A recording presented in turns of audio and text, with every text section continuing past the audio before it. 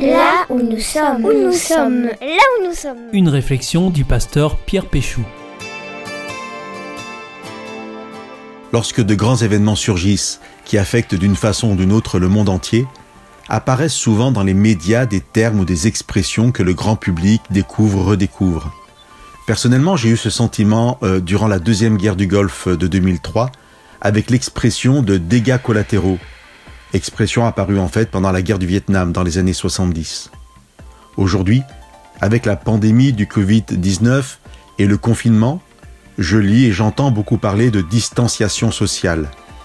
La distanciation sociale, c'est le fait de rester à l'intérieur de chez soi et d'éviter ainsi les interactions sociales avec d'autres personnes. Pour des spécialistes des sciences sociales, si l'expression est adéquate, elle peut cependant induire une incompréhension dans la population et principalement chez les jeunes. Et certains de ces spécialistes proposent que l'on parle plus simplement de distanciation physique. Pour que les personnes ne pensent pas qu'il faille ne plus avoir de relations de quelque ordre que ce soit avec les autres. Au contraire, il est important de renouveler ou d'inventer grâce au téléphone et à Internet d'autres liens sociaux qui minimisent cette distanciation physique imposée.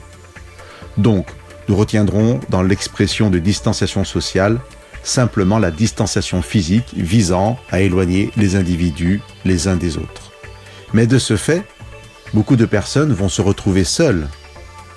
Au fil des années, dans le cadre de mon travail pastoral, j'ai rencontré des personnes seules et ma crainte était toujours de savoir si cette solitude n'était pas trop dévastatrice pour elles, parce qu'elle peut l'être facilement. Parfois, lorsque je m'inquiète auprès d'un membre d'église qui est seul, il me dit « Mais pasteur, je ne suis jamais seul, Dieu est avec moi ». Cela peut prêter à sourire et je suis bien conscient, et Dieu aussi, que nous sommes des êtres sociaux qui avons besoin du rapport à l'autre. Mais puisque nous n'avons pas le choix et que nous risquons de nous retrouver seuls, accueillons peut-être dans son sens le plus concret possible cette parole que Jésus adresse à ses disciples avant de monter au ciel. « Voici, je suis avec vous tous les jours jusqu'à la fin du monde. » J'aimerais que chacun puisse accueillir cette parole et en faire une réalité concrète dans sa vie. Que Dieu soit avec vous par son esprit.